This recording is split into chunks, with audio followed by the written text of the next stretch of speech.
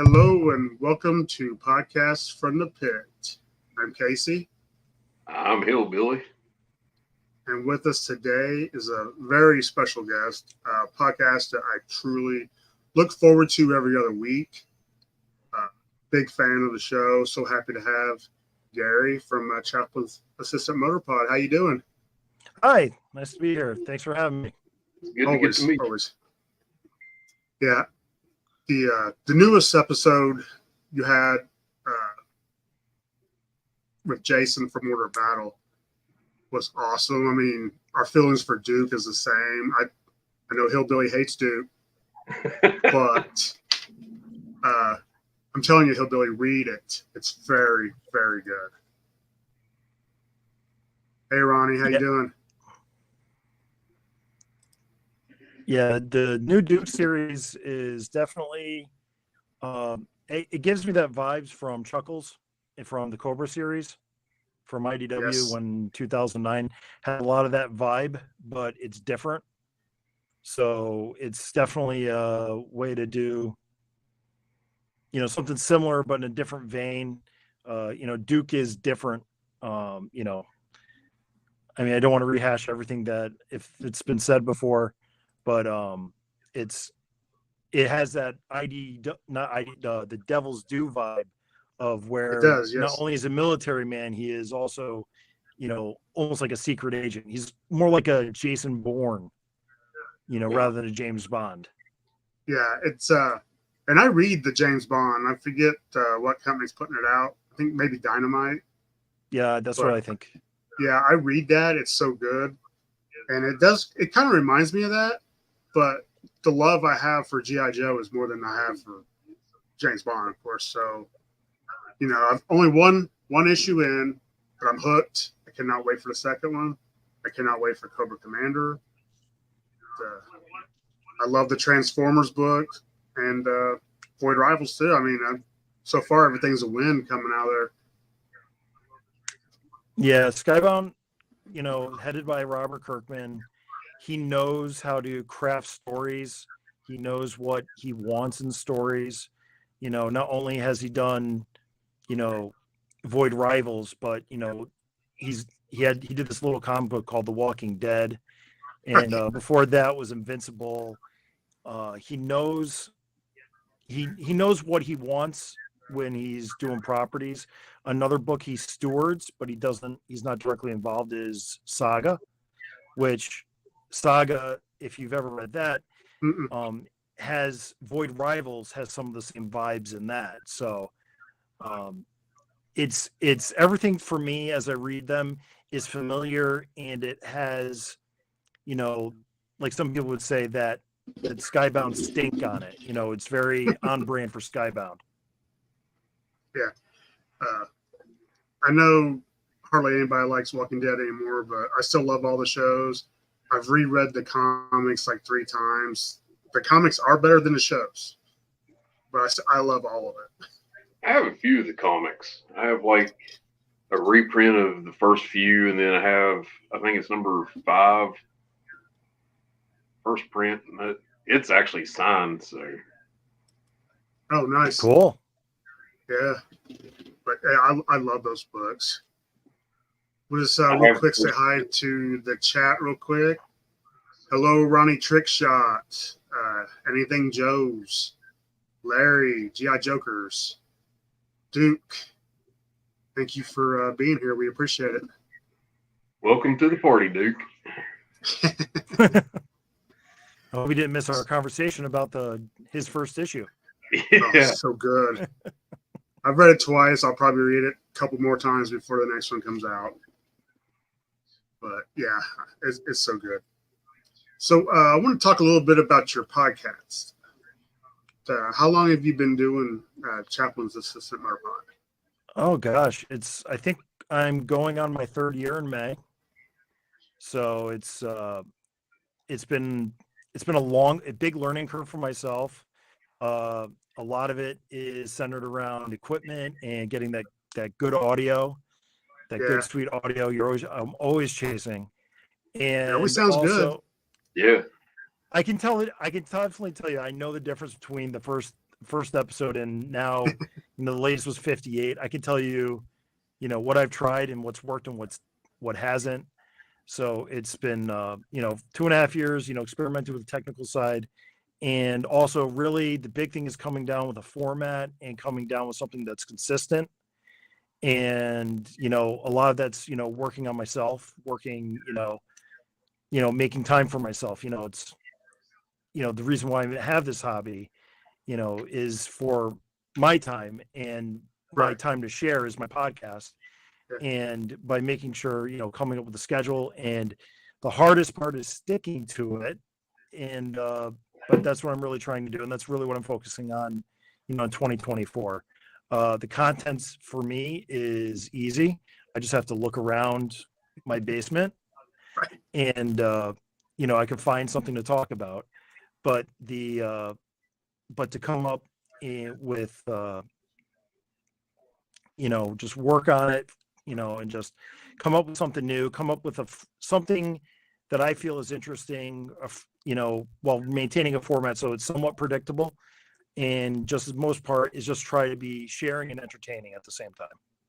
Yeah, no, you do a great job. Yeah. And I think you're biased. No, you do a great job. Like I said before, big fan, look forward to it every time. It's kind of interesting that I would say probably within a few months, Anything Joe's, Order Battle, us and you all started their podcasts. I think Order of Battle has us beat by a little bit. But I think they do too. But and I know Anything Joe's is before me. I think you guys and myself started about the same time. Yeah, but your guys' sorry, Jose, but your guys' all three of you guys are steady rotation since the beginning, and always try to not emulate, because I don't want to have the exact same. I mean, nobody's going to do your format. I love the technical stuff, the way you deep dive. You make a trailer sound interesting. Nobody has that. Order of Battle has the great interviews that I will never be able to do. And Anything Joe's is just fantastic with their comic book reviews. Their just anything they do. I mean, I know as a scale goes where I'm at on that, but I enjoy you guys's, and it's not just that your shows are great, but you all are super nice people too. I'm happy that I've met all of you, and I have a good time. I've just been rude to Hillbilly so far. Hello, Ken. I just can't wait to meet everybody. So, Joe Fest is going to be awesome this year. Yeah, last year was the best. Winterfest is going to be amazing. So, for me, I mean, I don't know what to expect. Well, since you're coming down on Saturday or Friday now, right? Yeah. So go to the preview that night, because that's where the good deals are. Okay. And hang out with everybody on Saturday.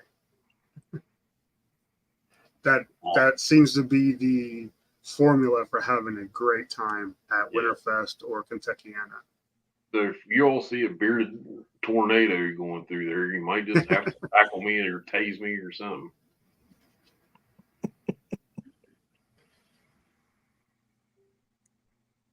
So, Gary, do you collect anything other than G.I. Joe, or G.I. Joe only? I have been scaling back on what I buy and what I collect. I will buy the Star Wars, the vintage collection, Mandalorian stuff. Yeah. I've had to be scaled that back. But other than really just chasing some O-rings now and just the occasional Mandalorian figure, for me, that's it on toys. Comic books is a different story. Right. Comic books, I collect stuff that I like to read. But toy wise, it's just it's just the G.I. Joe and Star Wars, probably two of the big four. Right. Yeah, I know. I'm looking forward to going to my first comic convention in years.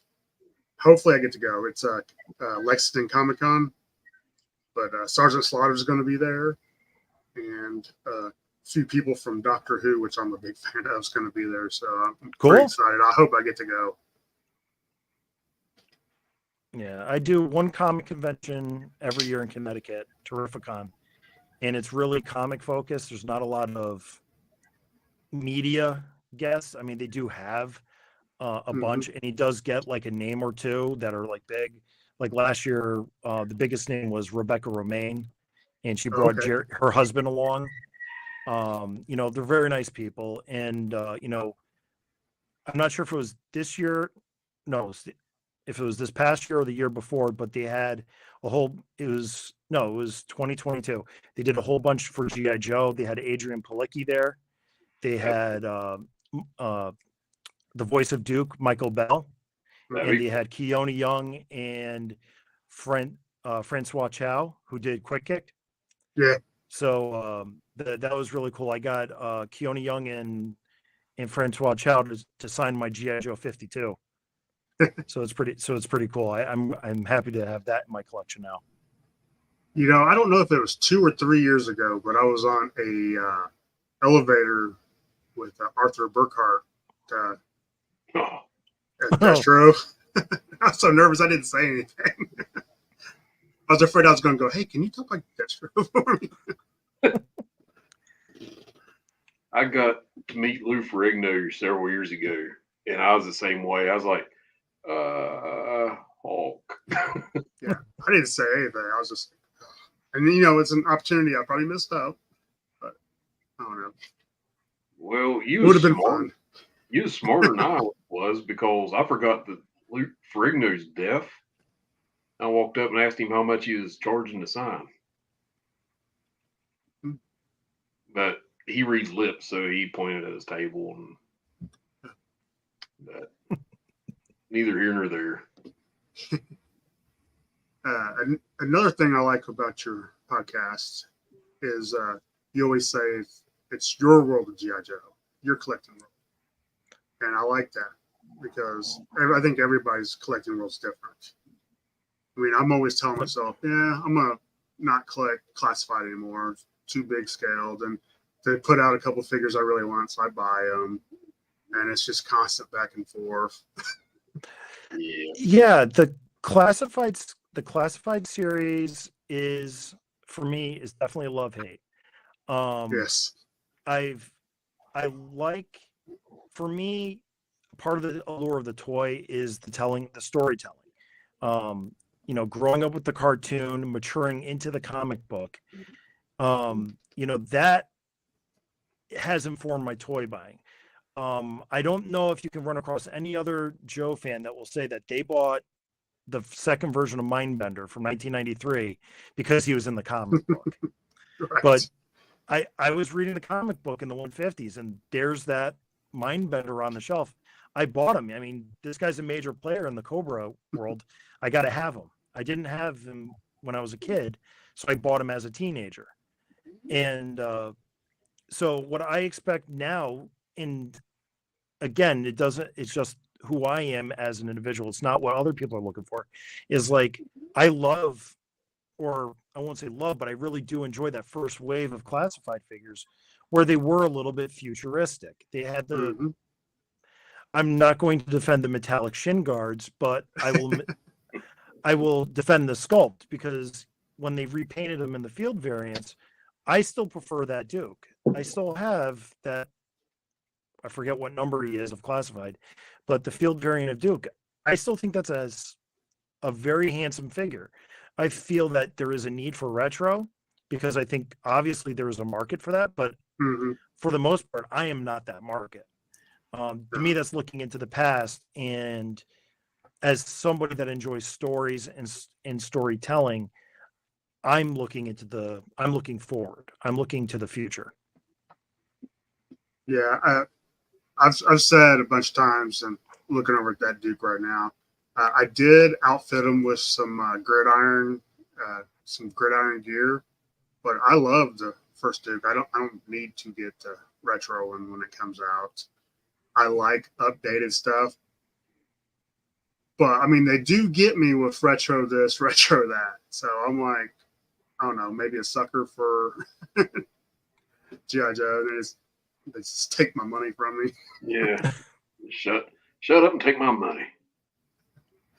Now, I was able to pass on like the retro, well, it's not retro, but the Quick Kick, because I've never been a Quick Kick fan and stuff like that, Big Boa. But I mean, there's so many that's coming out that I've got pre-ordered because I love them. I do want to see new Joe figures though. Like I love the Wolf Spider. I think that's cool. I think they got to keep the story going. I think doing new characters would be the key to it. Yeah, the Mole Rat is Yes. an impressive figure. I think the Mole Rat was, to me, a leap forward. I never had the modern Shadow Tracker, the foreign Shadow Tracker, and I got one in for my friend, and I looked at it and it's like, I regret now not buying it because it is such a killer sculpt, and the storylines are playing in my head. And there's definitely things that, you know, they're tugging on. But I've just completely stopped right now on Classified unless I see it in person for the most part. Like I want to see the new Quick Kick in person. Yeah. I'm not from what I've seen of the face sculpt, it doesn't impress me as much. I have the Marvel Legends Shang-Chi figure, the one that's based on the Paul Gulacy design from the 70s and 80s. And that, you know, he was the base for a lot of Quick Kick customs. And I really enjoyed that one. But I wouldn't mind getting the Quick Kick figure either. But to me, it still needs to be an attractive figure and something that I wanted to display. Yeah. It's just, I don't know. I don't see the appeal in having a shoeless Joe at this, you know, in 2024. So I didn't even like him as a kid, really. Like continuing the storyline and new characters. And I know this isn't a popular idea, but using like the fridge. Don't bring the fridge out. Just give Jerome Bettis or Troy Polamalu a Joe figure. No Steelers.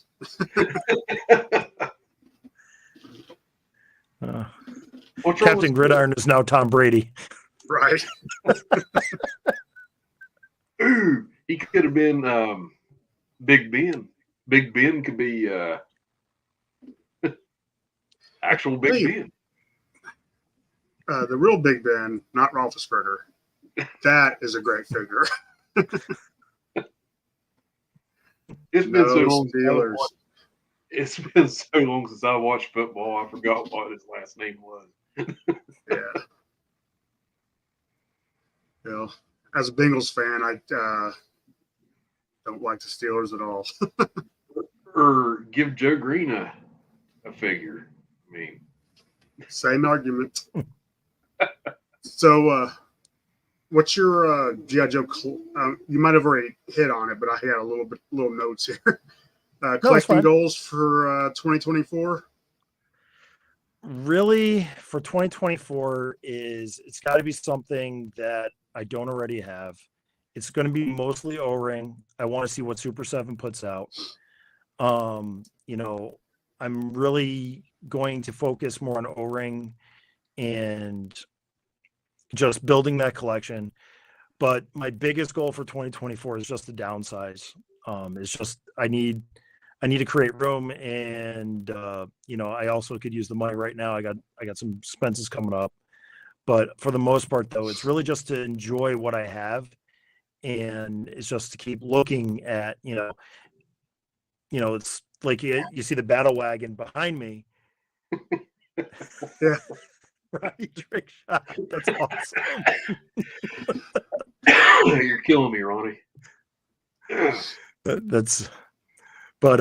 you know, it's like the you know, there's things that I have 2, 3, 4, 5, 6 of, and you know, it's really getting to the point where, you know, there's certain things that you do need 6 of. Yeah, see, the frozen fudge bar. Yeah, that's exactly why. Yeah. But you know, it's but for me, it's like I'm into the Heavy Armor Toys Kickstarter, the Call Sign Longbow,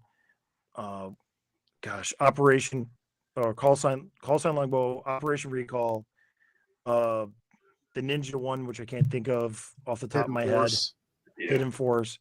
So I really want to, for collecting wise, I want to see more of those O-rings so that they can intermesh, and build up, a diorama or display or something. I will say Delta 17 is awesome. I'm waiting for their store to open. Yeah, and I think by the end of the month, I still got a few more I got to get, but the Thunder Battalion, I think, is my new favorite troop builder. I'm going to get a few more of those. And I think they'll really pair well, especially with Call Sign Longbow, because you got the Russian Ninja and Spitsnaz. And I really see the two lines just merging well together. Yeah, I was really excited when they announced the 118th Hind. I was really excited for that. Yeah, it's a couple years out, but I think that's going to be worth the wait. Yeah, if it's anything like what I've seen from their O-rings, from the O-ring reviews, it's going to be special. Yeah, I know it's supposed to be by the end of this month. The store will be up and everything will be able to order. So I'm only missing a few right now because I got a deal on getting in a little early. So I love these figures. When I was opening them, it felt like being a kid again, opening my first O-rings from 82, 83. So it's exciting line. It's an exciting time for O-rings, period. I can't wait to get my hands on them. Yeah, I'm in the middle of painting my second Mobat to be for a Delta 17 tank. Oh, cool. Yeah, I'm not really that. I don't want to say handy because I actually do work in a maintenance department, but creative, I guess. I see what I want to do with it, but I don't really have the skill to do what I want with it. But I'm going to do my best. I'm going to have fun with it. You can do it. Yeah. I was like, well, I'll make vehicles for it. And then I seen that the Hind. I was like, oh, that's going to be so awesome. I don't have to do anything with the Dragonfly or anything. Oh, yeah, no, that's been my biggest, like, going through my collection, the biggest thing I regret for the G.I. Joe line as a whole from the 82 to 94 era, there's no good Cobra helicopters other than the Mamba. The Joe line has a very developed helicopter arsenal, with the Dragonfly, the Tomahawk, the Locust, the Retaliator, and then with the Cobra side, it's like you got the Fang, which would be, it's a, and all the, other than the Mamba, which is an attack helicopter, don't have, like they don't have a transport copter, the Cobra transport copter. That would be awesome. Yeah, that's something that I think Super 7 should have started with instead of the mothership. Right. I mean, it might be something they look to now though, because I don't see the mothership coming back. No, I don't even think that got close. No, it wasn't close, but it would have been so cool. It would have been cool, but it was out of my price range. Oh, it was out of everybody's price range, but it's still been cool. Oh yeah, it would have been awesome. But I do love how Super 7 is doing, like, the O-rings they're going to do from the comic book and from Sumbo. I'll probably do some Deep too, but I want to, and I'm like everybody else, I really want to see a Mindbender. And how awesome would it be to get the mass device would be cool, but what about the brainwave scanner? That would be so awesome. I think NECA's doing something similar to that right now. Oh, I haven't heard. They've got a thing for their movie monster lines that you slide the monsters in and it glows and angels come out of it going, oh, and whatnot. Yeah, I think No, yeah. Somebody's got to make that because everybody wants it. Yeah. I think it was in the first, wasn't it in the first issue of G.I. Joe or the second? Well, it was the second yearbook. I think it was in was the second yearbook it was premiered. It was early on. It was like in the 50s when the Cobra Transport Copter first came out. But it was but the weird thing was it showed up in issue 302. So it's like people already, it's like it's well known in the G.I. Joe world. It's like you said, everybody I think out of all the Cobra vehicles that people would like to see, I think that one's number one with a bullet. Yeah. It's definitely. just you come up with us. Go ahead. Yes. Oh, no, I didn't want to talk over you. You're fine. Yeah, but like the G.I. Joe Eagle Hawk, the Tomahawk resculpt. Just if it, you build a helicopter and you have the foldable wings. That's all that it needs, and it'll be, for whatever reason, I've been on the helicopter kick for like a year and a half, so don't know. They could even do a really cool Osprey. Yes, that'd be good. An Osprey. What was that one? It's a VTOL airplane. Oh, okay. Yeah. I don't have. Is that from the 90s or late 80s? Which one? The VTOL.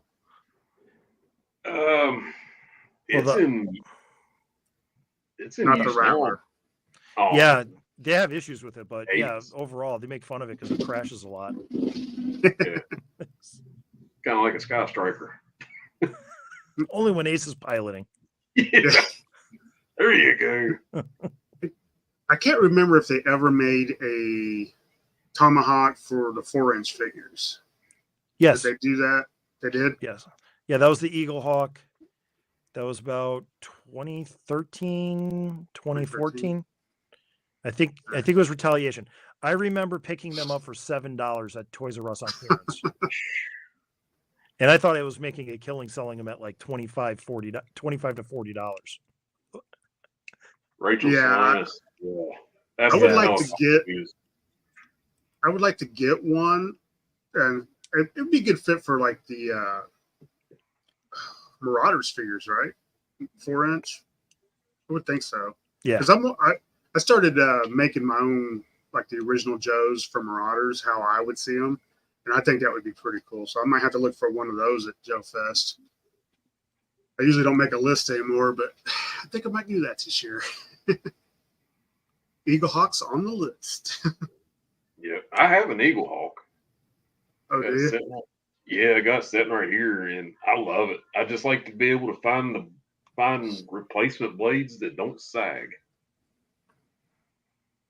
Good luck. Yeah.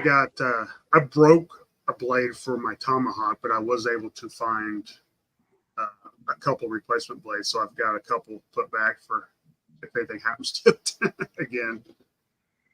I love my Tomahawk. It was the first vehicle I bought when I got back into collecting Joes, because I didn't have one when I was a kid. It probably came out about the time I stopped collecting. But yeah, I love it. Got it at Kokomo Toys about 3-4 years ago for $100, which I thought was a good deal. I think right now it's a great deal because I haven't seen them that cheap in a while. No, they haven't. That at that time, that was a very fair price. Yes, that's true, Ronnie.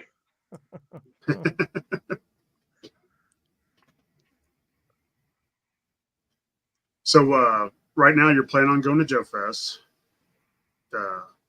We are heading down the day early again.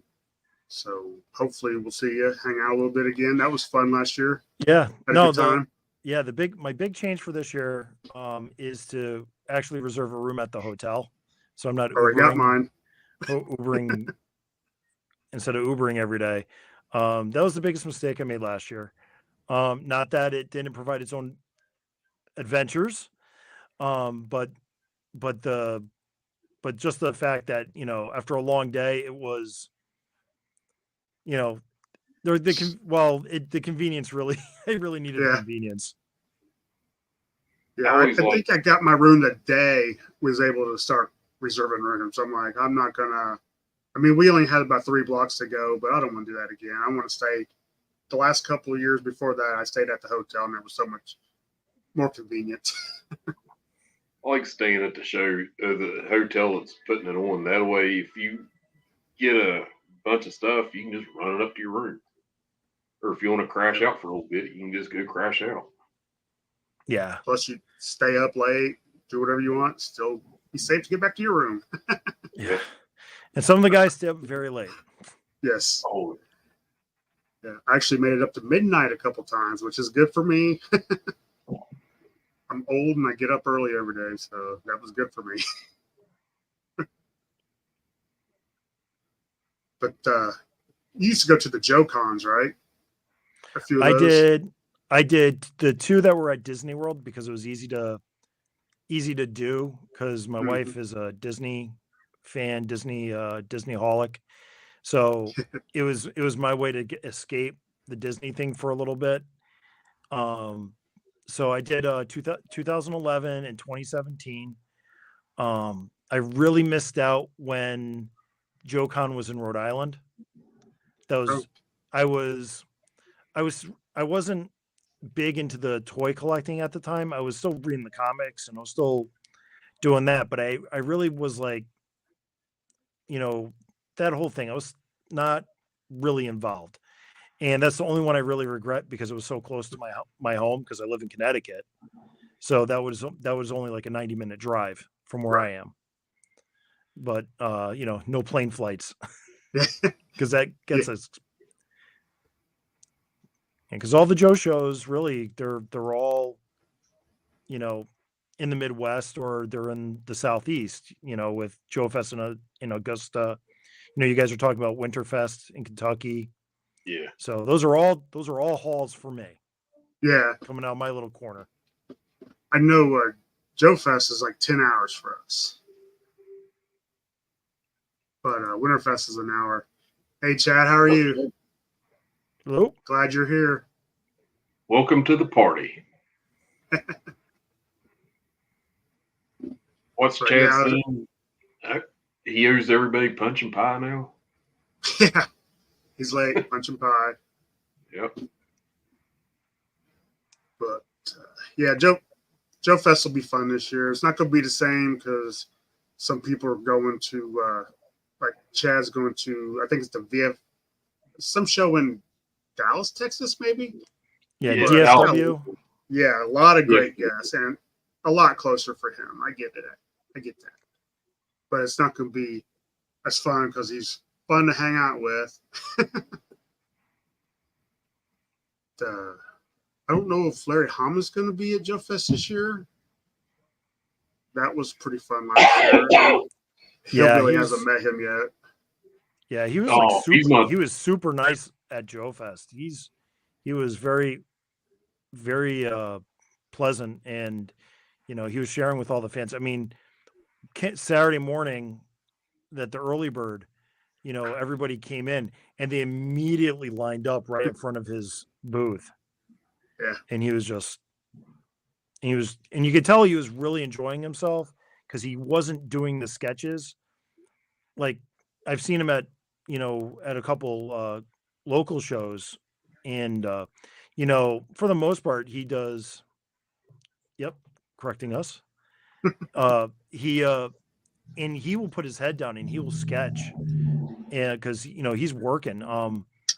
At JoeCon, the last JoeCon, I mean, he was sketching like a madman, and but like when I came up at the end of the show to because I put my name in for a sketch, of course, because I want to not only say hi to the guy, but support him as well for all these years of just awesome work.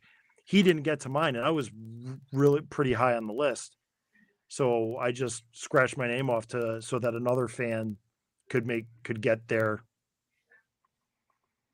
sketches done, because I have a bunch of Larry Hama sketches, so yeah.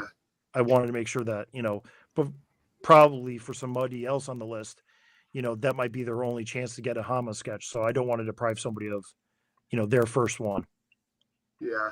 I don't have a Hama sketch, but it would be awesome to have. How much does he charge for sketches? I think it's $150 or $200 now. Whoo, okay. It depends on the show. Yeah. I think Joe Fest was $150. The previous year at Terrificon was, I think, $200. So sitting down, talking to him, getting my picture with him, he was so nice, and he signed. I got a Larry Hama figure, and he signed to Casey, which I asked him to do, and I was like, "How much is this?" He's like, "To you, nothing. If you just want it signed, $20." I'm like, "Well, I'm never going to sell it, so yeah, that's perfect."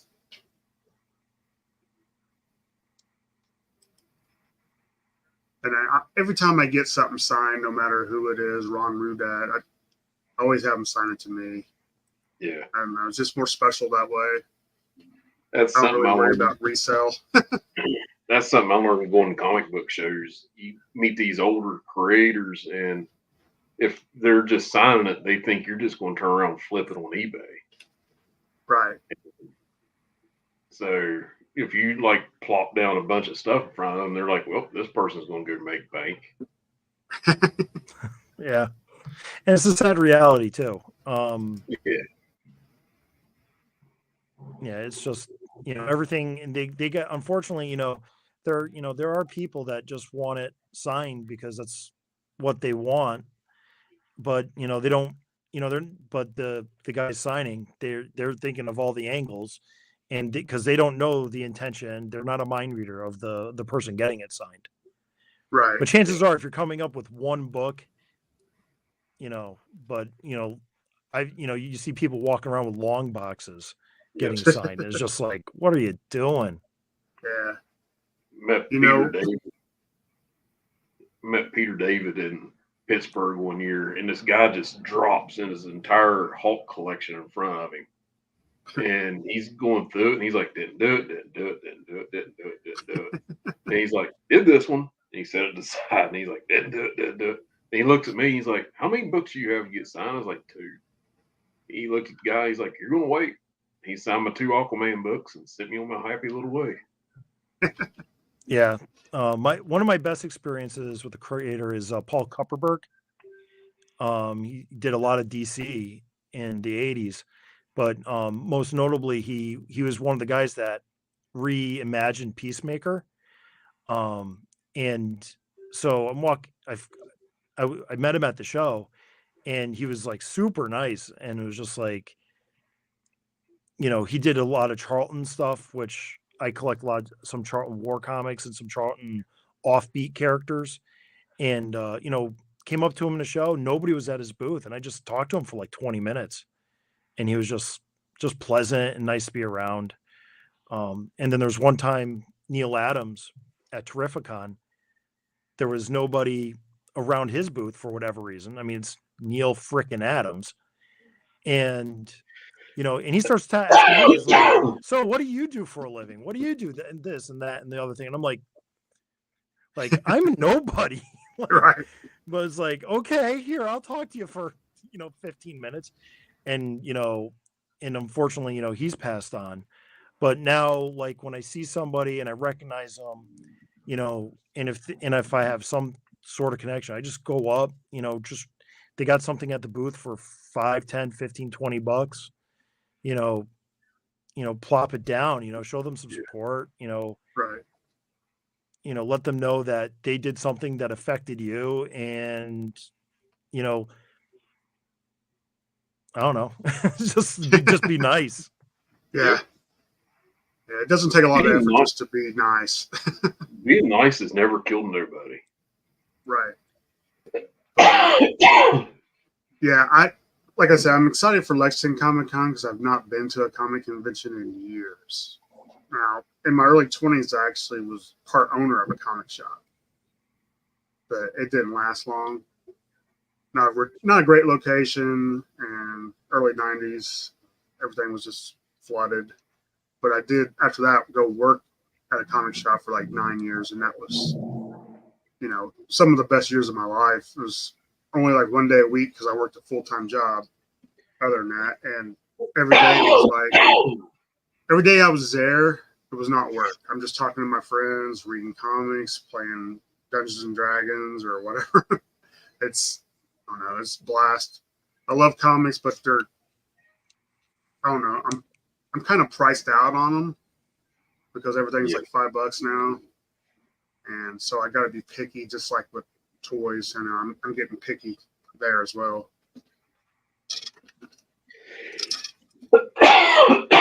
But I will still pick up, like at used bookstores, like big bundles of comics from the 80s, because those are what I really enjoy. Yeah, it's definitely a period. When you look back and you look at the way the writing styles are and what they're trying to do, the move from the spinner rack to the trade paperback is definitely, it's definitely different. You could tell writers that try to bridge the two because they do realize that their books are being individualized versus the full trade paperback, and there's very few writers who do that. And then so you have like the modern writers that write for the paperback. You got some guys that are trying to balance it well, which I think really is more of an editorial thing that they need to educate these guys on. But then you have a guy like Larry Hama who still writes like it's the 1980s, and he writes every book like, okay, this might be somebody's first book, and they don't, and it's not a criticism of him, but it's just the fact that when you collect his books together in a trade paperback, it doesn't read the same. As somebody that collects every month his titles, you don't have to play catch up. You don't have that block of text on the inside front cover, which that's what I want to read. That's, why I've collected a whole bunch of 1980s series. So it's, but I don't know of any other writer that does it like him. And that's what's weird. I've read Modern Howard Chaykin, and it is a very well put together book where he knows how to write for the trade and for the individual. And, there's sometimes you get like a Chip Zdarsky or one of my favorite, Charles Sewell, that they're able to balance it really well. Zdarsky sometimes I don't think balances it as good as some of the others, but he does find it sometimes. But these creators, they're out there, and it's like you said, it's hard when it's $4 or $5 a comic now to to read. 2012, 2013, I was doing about 20 to 30 books a month. Yeah, me and too. That was like $3 a book. Now I'm down to somewhere around 10 to 15. I think I'm down to like 6. I've got you both beat. I'm down to 0. Well, you need to get Duke. That I do. I mean, I have the first issue of the relaunch or the new G.I. Joe book coming to me. Okay. I won it. I won a contest. I can't wait for it to show up. But I just got out of it because just the way comics was going, I was like, nope, not dealing with this. But I mean, I know this is mostly a G.I. Joe show. I'll just say one thing about comics. Garth Ennis is getting ready to do like 6 issues of James Bond, and I think that's going to be amazing. Garth Ennis has been one of my favorite writers since he did Hellblazer before Preacher. And just, I've always loved his stuff. Yeah, and I want to say, and well, to kind of segue more into G.I. Joe, he did, I believe it was him and the artist Dylan who did Punisher. He did a series of Punisher where Punisher was in Vietnam. I can't think of a 6 book miniseries. It was really, really good. Yeah. He did a few Punishers storylines. He did Hitman, which is really good too. I mean, all different styles, but I think he's awesome. I can't wait to see his take on James Bond. But get back to your podcast. I go off on tangents. Yeah, I know. We just talked about comics for like 25 minutes. Yeah. I'm a rambler. You got to rein me in. But I loved it when you did the episode on the maggot. I appreciate you're the first guy to write in and say, "Hey, can you do an episode based on this?" Because sometimes, inspiration comes from different ways, and that's why you put out an email or your social media feeds in your live show or your podcast or your YouTubes or whatever. Because it's great to interact with people. The one I did about my Terradrome, a gentleman reached out and he's like, "Okay, you talked about this part to fix the Terradrome doors." He's like, where did you find that? And I, did a quick look through of my social media feeds and some other videos and stuff, and I found a couple references to it, and I found a couple pictures, and I sent it to him, and helped him out. And even though it's like when I rebuilt my Terradrome, I didn't use any reproduction parts. The fact that I was able to help somebody, and that's one thing, like when I talked about the maggot, things that break on the maggot, this is commonly lost, this is things, and then the cannon groups, and shameless plug for my YouTube channel, which very rarely gets updated, but I showed how I made an aluminum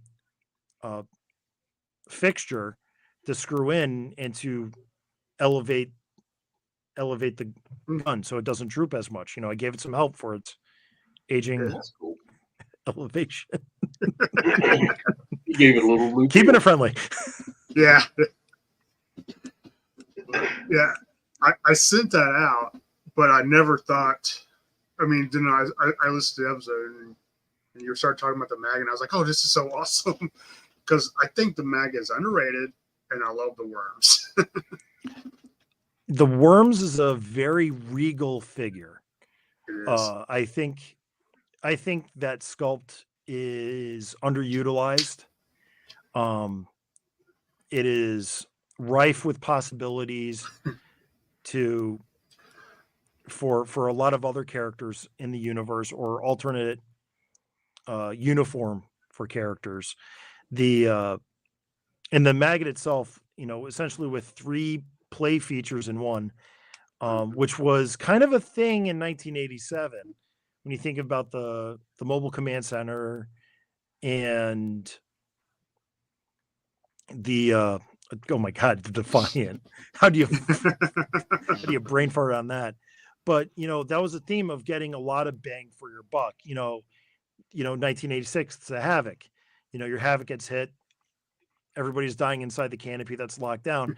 The guy that's in the back, he can escape on the little hover car. So right. There was always a feature for G.I. Joe toys to build in more play features than what you were getting, providing value for the dollar. Because the one thing, that I've always loved about the G.I. Joe toy line was, especially the vehicles, which I focus on, obviously, is the fact that, they're model kits, durable model kits, that have a ton of play, into them. And, the engineering and the ingenuity of the creators at Hasbro designing these things is what I think should be celebrated. I'm going to say, my research is based on others' research, thanks to the Dan Klingensmiths and the Carson Metaxases of the world, bringing this information and interviewing these creators out. Mm-hmm. And to be able to, to focus on something, talk about why this is cool, talk a little bit about the engineering behind it, and to, I did a review of the Rat, and I'm probably the only guy that didn't completely say that the Cobra Rat wasn't a piece of junk. It's a cheap toy because that's what they wanted. Yeah. But, you go into creating G.I. Joe and you read the text and you look at the pictures and you say, like, yeah, that's pretty cool. And how they made it. I mean, granted, does the toy lack in some aspects? Yeah, but there's a lot of 90s GI Joe toys that lack because you're comparing them to the 1984 whale. You're comparing them to the Mobat and the Mauler and the Terror Drome and the Defiant.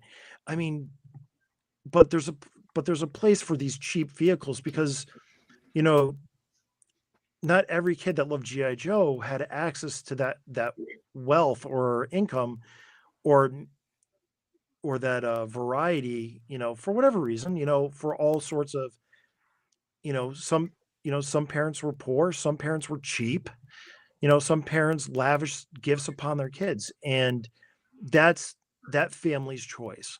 So that kid in 1992 getting the Rat to go with their Firefly version 2, you know, that might be a cherished toy for somebody. And, you know, we should celebrate that the toy exists rather than what the toy doesn't do, because there's a reason for it to exist. Yeah.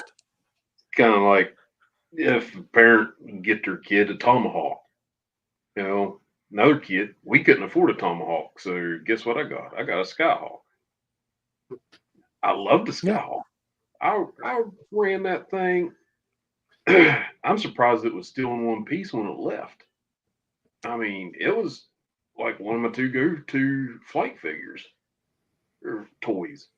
Kind of like I didn't have the whale, but I had the Havoc. Love the Havoc. And I actually tore a Havoc all the way down and did a custom one a few years ago. Or last year. Yeah. That was delicate. Yeah, the Havoc gets brittle with age. Yeah. I have found. Yeah. But it is. I mean, you're right. The Havoc is awesome. After I got done with it, to me, well, of course, it's my creation. It's what I consider a perfect Havoc. It's a quick response vehicle. It's not to go out and tear up stuff. It's to get people in and get people out, in my opinion. So, almost like an ATC. I didn't have the Havoc as a child, but my wife bought it for me for my birthday like 3 years ago. And I love it. Oh, yeah. So, Winterfest, I'm going to be looking for some parts for my Havoc. So, well, I know a vendor that probably has it, so cool. I'll take you right to him. Yeah, that's the one I want to get. I want to get a Sky Havoc. I haven't gotten the Sky Havoc yet. Oh, yeah. Yeah, the all chromed out, all blinged out. Yeah. I don't have a lot of what I would call holes of what I want to finish my O-Ring Joe collection. I've been focusing on the 4-inch, but I really want to get the Night Force stuff, but I find it hard to pay the Night Force prices for a figure. I've only went triple digits on like 3 figures, and I don't want to keep doing it. When I was finishing up my Night Force collection, it was near they were starting to creep into triple digits, and I splurged because I couldn't find the helmet for Charbroil, so I had a Charbroil complete except for the helmet, and he was the last guy I bought. It was $90 for a complete Charbroil, and then I was like, I'm done with Night Force. Yeah. With the figures, not talking. I don't have a Night Boomer. I don't have the Night Striker. I don't have I don't have the big 3 or the big 4. But it was like so nice to be like, check, because I think one of the first Night Force figures I got was the Night Force Shockwave, and he was in a bag of random GI Joe and Star Wars figures at a flea market. Oh, that's awesome. And it was $15 for the bag. And all he was missing was his backpack, which at the time was only $10. And I bought that, and I was just like, okay, now I'm in the Night Force. Circa 2014. I was at a Heroes Con in Charlotte, and they had some Night Force figures in a display case. This one dealer did, and he had an Outback, and I was like, huh, $85, or it was like $45 or something like that. I was like, I want to see if he'll do any better. So I hollered at him. I was like, hey, what kind of deal can you give me on this? He said, well, I got 145 one, and I can do about 135. I was like, what? Well, the one, whenever he put the price tag on, he needed new ink, and it was almost not there. And my blind eyes, I was like, oh. So I was like, sorry. Yeah, you can keep him. Yeah. Thanks for your time, sir. Yeah. Yeah. Sorry to waste your time. Yeah. And it's like, I've been doing this for about 10, 11 years, back into the collecting side. And I remember there was a local toy show. They used to have one about 10 minutes from my house. And I passed on the European Tiger Force Outback because it was $80. Oh, yeah. And I was like, wow, that's a lot of money for a cool figure. I'll wait. And eventually, a really dear friend of mine sent me one from overseas because he had two of them. And I was just like, and it was a very dear gift. And it's, I have a few figures that I have written to my wife that these are not, they're special instructions. These were, because it was a gift. It was a gift from a dear friend. So this isn't something that I want to, if I step outside and get hit by a bus outside my house, the thing is this, I don't, granted, that could probably pay for, the pillow in my casket, but, or one shovel full of soil, but that's something special. And I think it should be special for the next owner as well, or for whoever inherits it. Right. I know it's kind of morbid, but I mean, September of 2022, I almost passed away due to a heart problem. And I actually have instructions for my buddy Matt, who does a show with us. He's going to sell all my collection and give the money to my wife, so she doesn't get ripped off. Yeah, no, and these are very real. These are very real conversations as toy collectors that we do have with our spouses, because we don't talk about it really that often. Right. Yeah. There's an old saying, in your will, he says, to my wife, do not sell anything for what I told you I paid for it. Yeah. That's true. Yeah. But I mean, Casey's still here.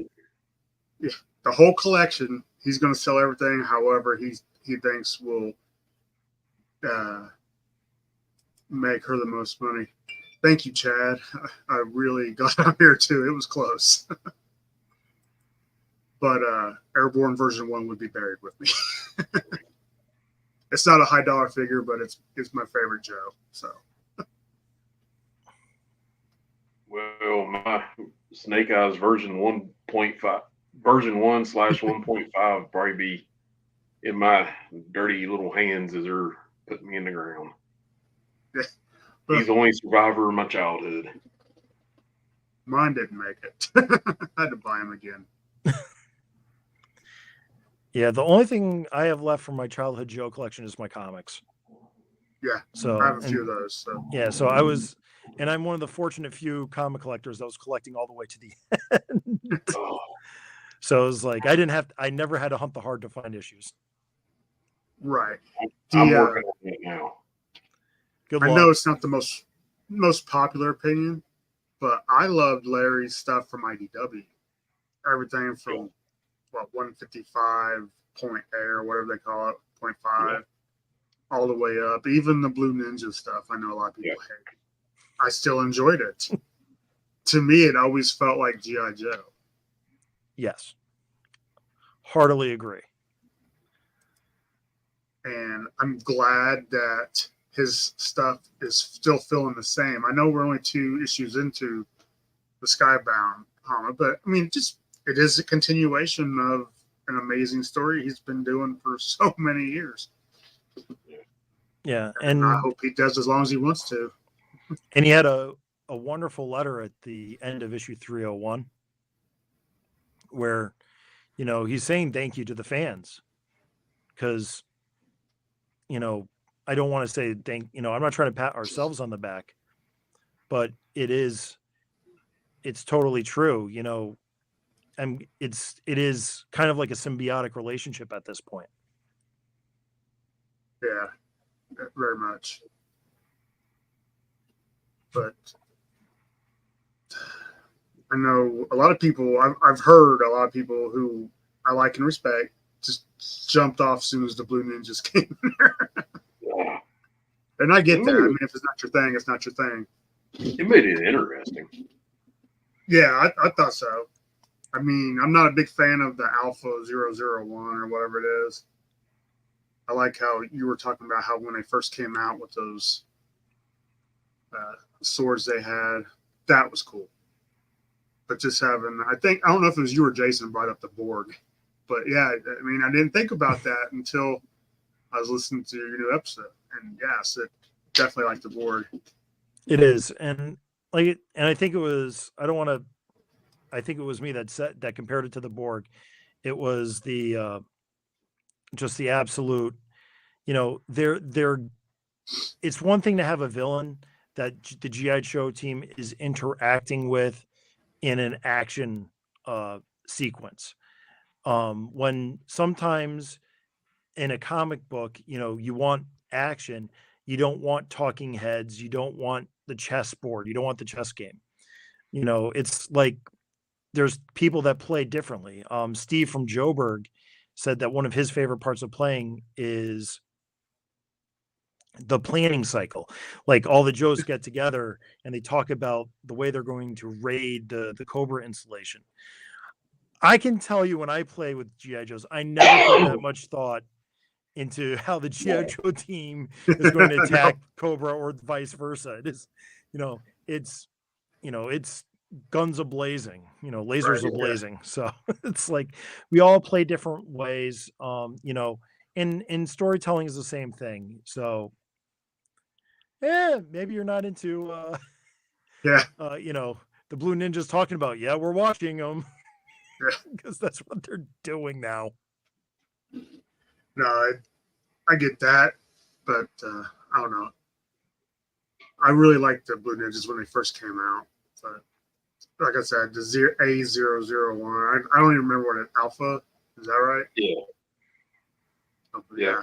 Not a big fan of that, but the story's still good. It's still G.I. Joe to me.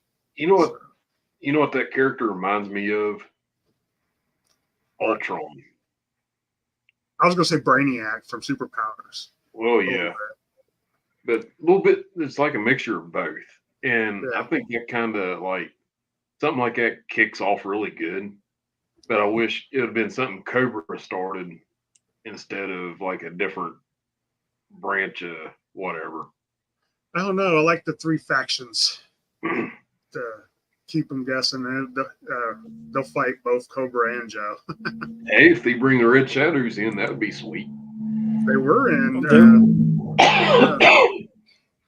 Yeah, I remember that. A lot of fun. Yeah, Black Major and all that. Yeah. Robo Skulls. Yeah, that's about the 180s, I believe, right? Yeah, I think so.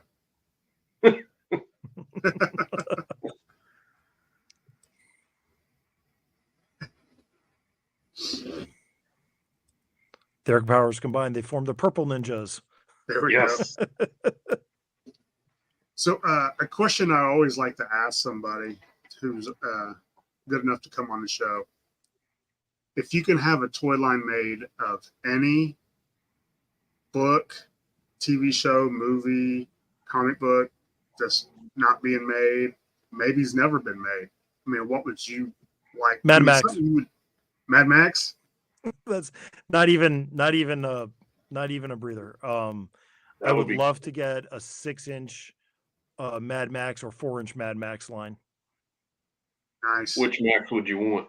Would you want Mel Gibson or the new guy? Mel Gibson. I'm not. Tom Hardy wasn't bad.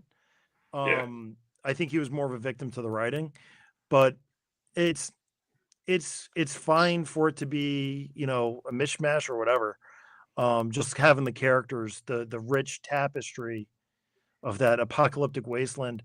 And again, as a vehicle guy, of just all the toys and vehicles that you could interact with, the Interceptor, the big rig, the you know, and then you go and like seriously in Fury Road, you know, just all of those vehicles too. The, you know, and just oh yeah, the toy line for the Mad Max is what I want to see more than anything else.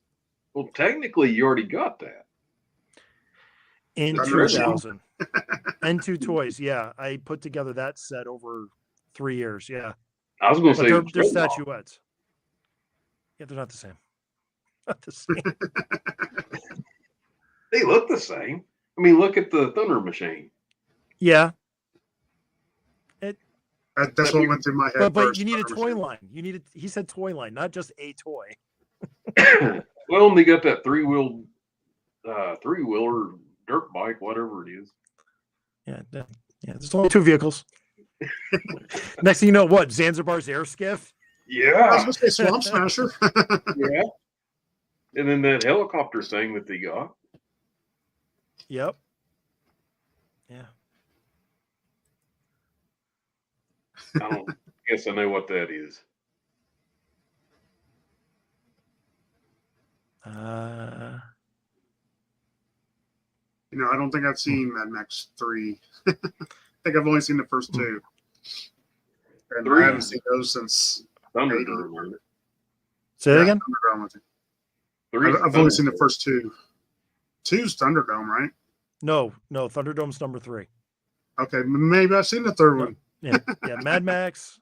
Then you have Mad Max 2, The Road Warrior, Beyond Thunderdome, and then Fury Road. And then now they have Furiosa coming out. Okay. But, you got 5 things in Joe line that's Mad Max related. You got the Terrordrome. You know, the Havoc could be part of that. You know, it's a little out there. Oh, okay. That explains a lot. You know, I always say my answer to that question is Supernatural.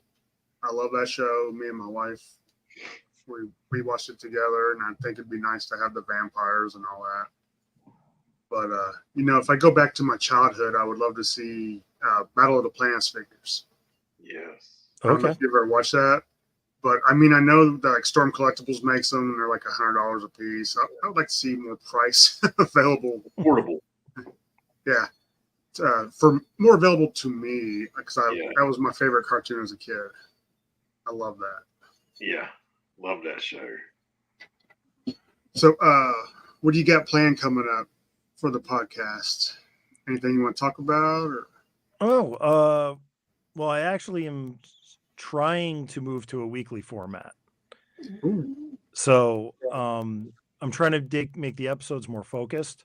So, right now, you know, do a comic centric episode once a month, and then try to get 2 reviews in a month, and then a personal episode once a month. So the weeks where there's 5 weeks, the months, you know, 4 times. So, you know, trying to get to a much more weekly schedule than I've ever been. It's hard. It's definitely a new thing, but for me, it's a momentum thing. And also just, you know, part of, you know, those 2024 resolutions everybody always talks about.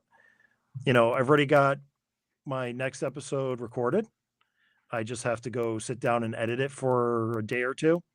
And that'll be coming out hopefully middle of next week. And, you know, and just work on that. I got the next 2, so I got, and then I have my next episode already planned for what I'm going to talk about next. So I'm trying to, you know, plan out and just, you know, work towards filling in those. Now, if you ever start finding yourself lacking on what to review, I still think the Thunderclap would be good. That's been I have it right over in the corner over there. I've rebuilt mine last year or the year before. I don't know. The time blurs. From 3 thunderclaps. Oh yeah. Now, so again, it takes 3 thunderclaps to make one thunderclap, and then one of them went to a friend, and then now I have left with a parts one that's way back in the corner over there, just waiting to be listed on eBay just to get rid of. And it's parts, it's a shell, but it's just like, what do you do with it? It's like, as a collector, it's like I can't throw anything away unless it's like really broken. And it's like, well, there's a lot of good parts, somebody might want something. It just hangs. Yeah, the Thunderclap is a great episode because the penicillin jokes write themselves. Hey, I got an idea for you. The shark with one of the greatest figures ever produced in the 80s. Version 1's Deep Six. I don't know you well enough yet to know if that's sarcasm or not. I love the shark. The shark was like one of my favorites, and Deep Six is on my list to get now. Okay, that's I will say this: I had a shark as a kid. I remember the kid I traded for it. Case will probably cringe when he hears about all the original Kenner Star Wars figures I traded away for G.I. Joe toys. Because, G.I. Joe was cool. Star Wars was not. I did the same thing. Okay. Yeah. Yeah. If it was He-Man, I think you'd be more worried, right? Yeah, I like He-Man. So it's Joe first, He-Man second. Yeah. So I had a very well played with Sky Shark or just a regular shark that got a lot of use. Yeah. So I can definitely, the love for the shark, I totally get it. The love for Deep Six, man, power to you, dude. Power to you. I mean, the coolest Deep Six I've seen, and I got that'd be cool. Yeah, that'd be really cool. I'm kind of biased on this, is the one I sent Matt. Oh yeah. That was hard for me to part with. Didn't Matt a custom Deep Six. I tore him all apart and painted him. Is I think version 2 Deep Six. Yeah. And has like the removable helmet and stuff. Yeah. Oh, he loves that figure. That is hard to part with. It is so shiny. Yeah, I've got a shark, but it's probably only about 70% complete. I'm missing some panels and this and that. Maybe I'll look for those. I've got the Night Force version of it and the Cobra version of it. Yeah, I picked up a Sky Shark at Joe Fest last year. The thing is, doesn't even have a scratch on the chrome. Yeah. I think you saw it, Casey. I think you did. I think I did. And it was just so gorgeous. And I mean, that's a really good pickup with the Night Force Nightshade, I believe. Yeah. And that's still that is an affordable Night Force vehicle. I mean, I think it's the good. 2 Nightshades I have are modern. So, and then the Cobra version, I think it's a Wave Cruiser or Crusher or something like that. Wave Crusher.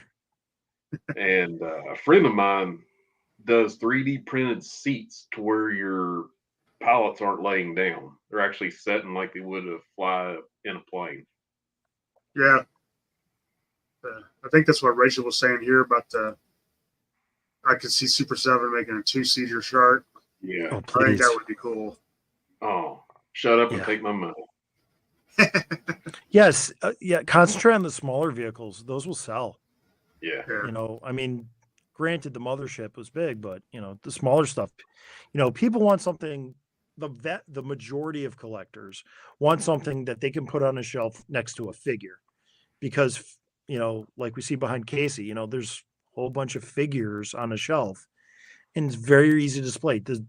You can fit a lot of visual intrigue in a tight spot, and a small vehicle works well for that.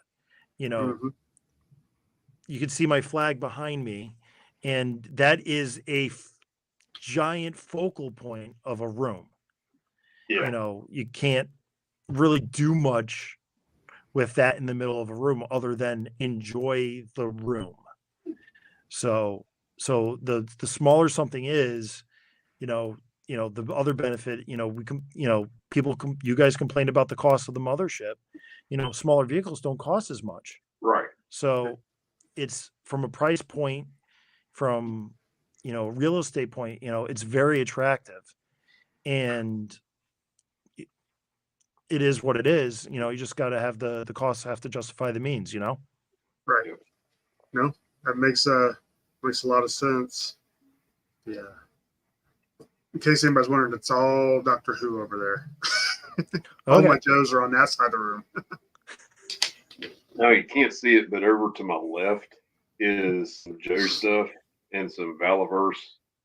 And I got a curio cabinet over to my right that's got my vintage Joes in.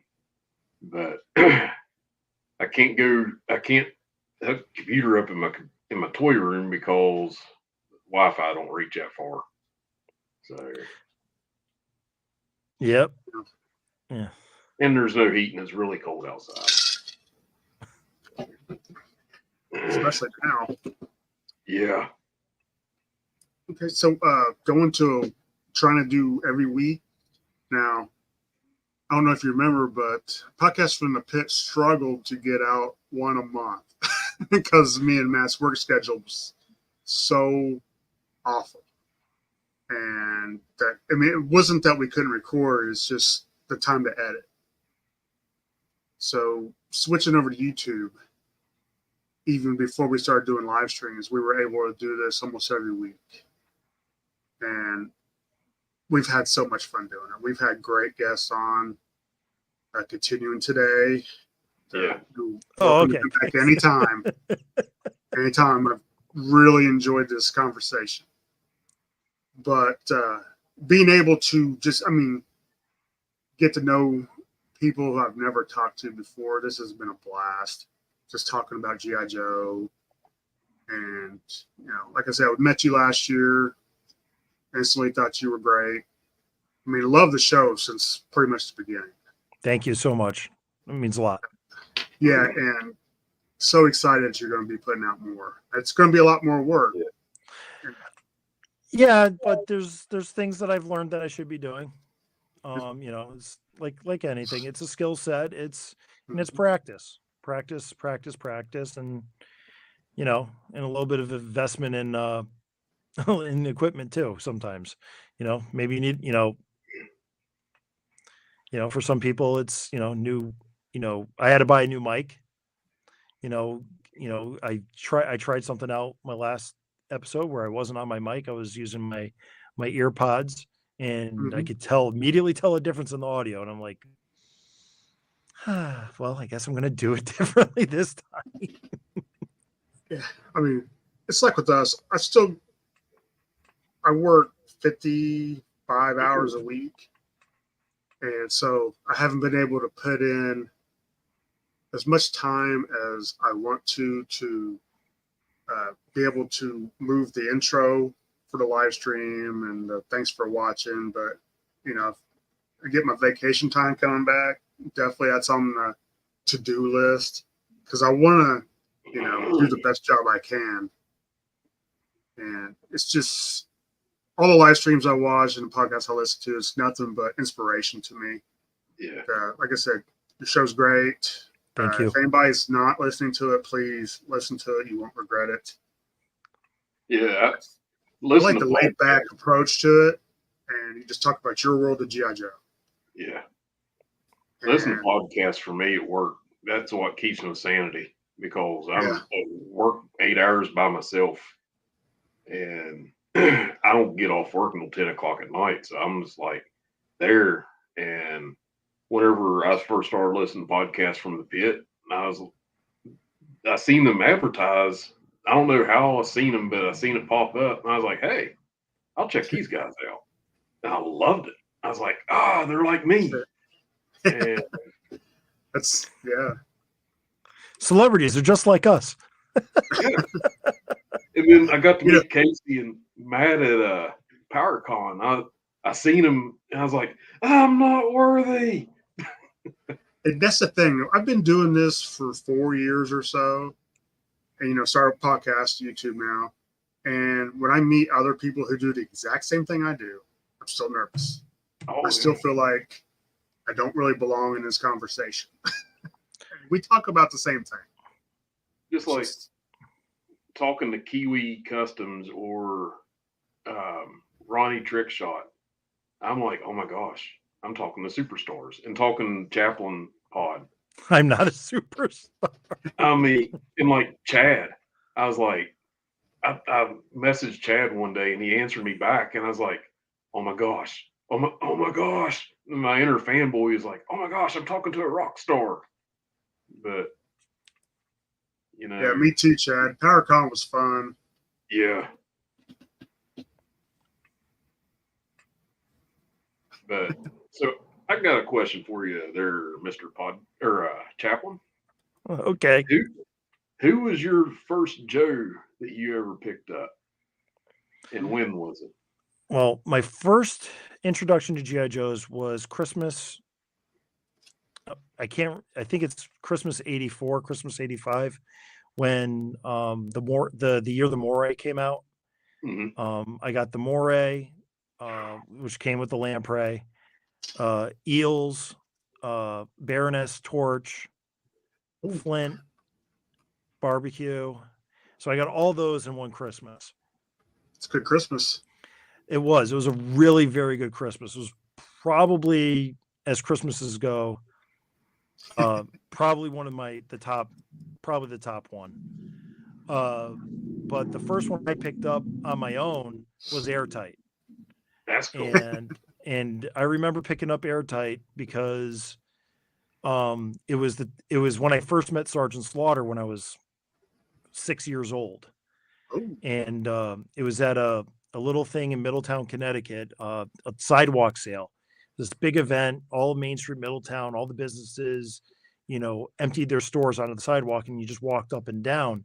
And I can't remember the store, but one of the stores had Sergeant Slaughter appear, and they brought out all their G.I. Joe figures. And the one that I was, and you're looking through all of them, and I mean, we're talking stacks of Joes. I mean, I remember there was a table, and they're all like 4 or 5 deep, and it's like today, like what a flea market would be. But these are all brand new, it's 1985, 1986. It's all brand new Joes. And I'm looking through every one, and it's like, this one's not. It's like, I'm probably passing over Snake SV2. Yeah, this guy's boring. Mindbender. Oh, he's, wacky. But I picked up Airtight because he was from New Haven, which is only 20 minutes away. And cool. I'm like, oh, he's from Connecticut. He's just like me. And, and then he's, for the most part, he's stuck with me for most of my life. As a kid, I was really more of a Flint person. It was more, I equated to, I wanted to be Flint, but in reality, I was an Airtight with the 2 personalities. Yes. And he also doesn't put ketchup on a hamburger, because if you're from New Haven, you know why. I don't put ketchup on hamburgers either. Yeah, but I'll dip it in there. Yeah, ketchup doesn't belong in a hamburger. If you there's a place called Louis Lunch in New Haven that supposedly is the originator of the hamburger. And if you ask for a ham works, and you get it with mustard and a couple other things on it, but it does not come with ketchup. And if you ask for ketchup, they will kick you out. So yeah, sure. I don't know why I hate ketchup on a cheeseburger, but I like dipping it in the ketchup. For some reason, it just tastes different. I'm weird like that. No, my wife says so anyway. Dude, Flint, dude. I was going to ask you who your favorite Joe was, but I kind of take it as Airtight. It's gravitated, to that. It's been that way for a while, because it's he got a lot of play as a kid. Flint's still, an all-timer for me too. It's just, but like as an avatar, for the way I think of play and the way I do it, it's it just ended up with airtight. But when I play and when I display, is he always there? A lot of times he'll be separate. He'll be off in the background somewhere, but he won't be like, I have a little thing I called Camp Jellystone up in my upstairs area. Yeah. Because I have this old shampoo bottle, coin bottle of Yogi Bear from the 50s or 60s. And he'd be in a corner, and then I have the Outpost Defender and the Watchtower, and then I have a group of Joes that man it. And every so often, I bring a Joe up from my basement and I bring a Joe down, and it rotates a little bit, here and there. But airtight, he's riding the tank car, the little pullback, Takara tank car. He's riding that in the background. That's cool. Now, what was the airtight you picked up at Joe Fest? That was our Puro from Argentina or Brazil. Gotcha. Yeah, I've wanted one for a while, and once I discovered that it it existed, it's like, oh, I got to find one. Right. Yeah. I think if I had a Grail figure besides trying to get the Night Force figures I want, and I don't keep anything on the card, but if I can get an Airborne version 1 on card, I think that would be awesome. Yeah, like you, that's the one I'm searching for now, is an airtight version 1 on card. Yeah. What I'm looking for is a Mercer version 1 on card.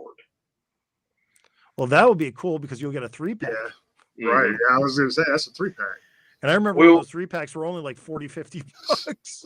I remember people would be like, "Yeah, I got to get rid of this." And it's like nobody wants it. Like you with airtight, Mercer's from my hometown. Awesome. So I've kind of like gravitated toward that. So now, is there any? I can't remember if there's any Joes from Indiana or not. Maybe Crankcase or. I think there is. Yeah. I think there's more from Indiana than there is West Virginia. I don't know. It'd be good. There's a good resource for that. I forget where. There's a Wikipedia page that lists all the G.I. Joes in the birthplace. There's only 2 from West Virginia, so Mercer and some tracker or some side track or something like that. Or most of them from Rhode Island. from the 80s. Yeah, there's a ton from 88. Yeah, 88, 89, when Larry wasn't writing the file cards. Flint, he's from Kansas City or Kansas or something like that. Yeah, I loved it when I was a kid, keeping all the file cards. I think that's something I need to, start picking up against file cards. I started a little bit, but then I concentrated on figures, but I think I'm going to hunt down some file cards, in good shape. Did either one of you get the Omnibus, The Art of G.I. Joe? I still haven't opened mine yet. I'm such a bad fan. I didn't get it. I like to have got it, but there's no way I could swing it. Well, I think I paid for it like 2 years ago or something like that. So I don't even remember how much it was, but I love that book. It is so awesome. So is it in a slab? It's in a, like, I don't know if you call it a binder or a slipcase. Slipcase, I think. Yeah. But I mean, and it's huge. And it's beautiful. If you want, I'll bring it to Winterfest. Let's check it out. You may not get it back. But yeah, I love it. It was. I wasn't expecting it to come out when it did, so it was awesome. I love nice surprises. You'll see a little fat hillbilly running like. Yeah. Where's he going off to? Right. Get to the car. But I don't guess I've ever heard of freestyle. Is it from is a 4-inch figure? I don't know. I don't know. When did freestyle come out, Rachel?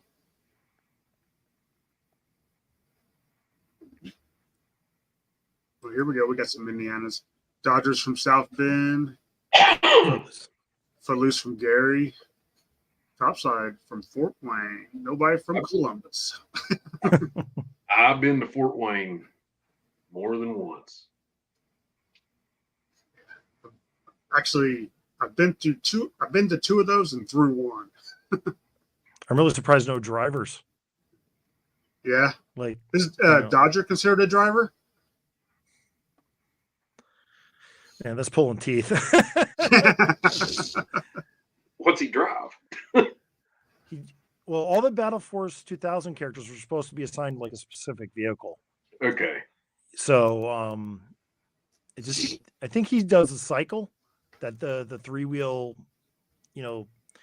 that oversized motorcycle. I think that's what Dodger drives. Okay. Vindicator? Yeah. No. I don't know. I've only got a couple Battle Force figures. No vehicles. I always joked around about getting into them as my next subset. But there's probably some hidden gems in there somewhere. Dodger's probably one of them. I like Dodger and Blocker the best. Yeah, those are expensive. Oh, yeah, those are. Okay. Pilot of the Night Burner. Yes, she was a con exclusive.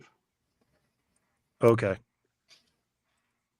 The year they did the Night Force. Ooh, there's your 2 West Virginias. Yep. I've got Mercer. I just need to get sidetracked now. No, I don't think I know who Sidetrack is. He came out in the early 2000s in a 2-pack. He's not the one that looks like Ambush, is he? I don't know. I think he is. Yeah, I think that is. Okay. Yeah, Matt's got him. That was on his hunting list for Joe Fest last year. But so, I guess I do know who he is. I've lived in West Virginia for 48 years, and I don't know where New Manchester is. I'll have to look it up. Probably Eastern Panhandle. Is there anything else you want to let us know about what's going on with your show? No, I'm just for the most part, I'm going to continue doing what I've been doing. Try to do twice a month a vehicle playset or a trailer review. Deep dive into why it's cool or how it plays out. Keep explaining, why something makes sense or why something doesn't make sense, and just have fun with it. Like I said, I'm moving the comic reviews to like once a month, but with the fact that there might be 5 books, I might split that up between two shows. Don't know yet. Still evolving, and but the big thing is, I want to push myself to be more regular, just to put myself out there to be better prepared, so I'm editing less, and just getting it there, and just I don't know what else is 2024 is going to bring for me right now. So just planning on just working on myself and on the podcast. Okay. Well, like I said, the podcast is already great. More of it will be even better. You. Yep. But unless you guys got anything else, probably start wrapping it up. And I'm at 1% battery, so yes, please. That's good timing. Yeah. I just want to thank everybody who come and watched us live today. Yeah. Thanks for checking out Gary. If you're not subscribed to his show, which I'm sure you probably are, please check him out. Yes, Rachel, I have a whole side of my basement. This is nothing but G.I. Joe, 3-inch or 3 3/4, 4-inch, and I got a little cube That's 6-inch that I'm working on. I have a cellar house that is set up like a comic book store, and the shelves are full of toys. One side is like DC, Batman, Shazam, Green Lantern. Then the other side is mostly Joe. And little by little, I've been sneaking stuff into the house, so I'll have like a little corner here or there with GI Joe stuff. Yeah, and I have a whole corner of my basement, and I have a little spot some upstairs, but like it's right behind me is my flag. So yeah, it's a big room. That when I'm recording, I can look straight out and see my flag. That's awesome.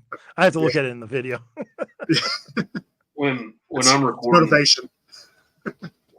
when I'm recording, I can look out and see the mountain in front of me. That's awesome too. That's Yeah. awesome. Very awesome. Yeah, it's a cow pasture. Anyhow, the joys of living in rural West Virginia. Thank you, Ronnie. And make sure you let me know when your next live stream is, because I Yeah. really want to watch live.